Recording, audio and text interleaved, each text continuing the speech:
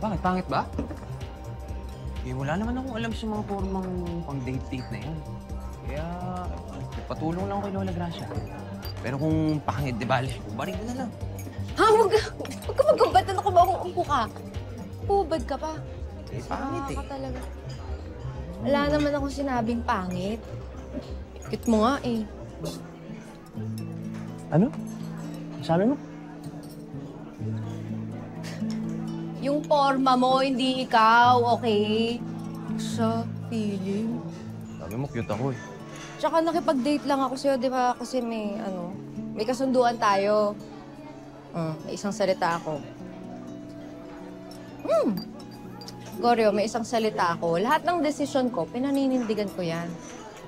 Tulad nung sinabi ko tungkol kay Lolo. Siya lang ang lalaking magugustuhan ko. Wala nang iba. Paninindigan ko yun.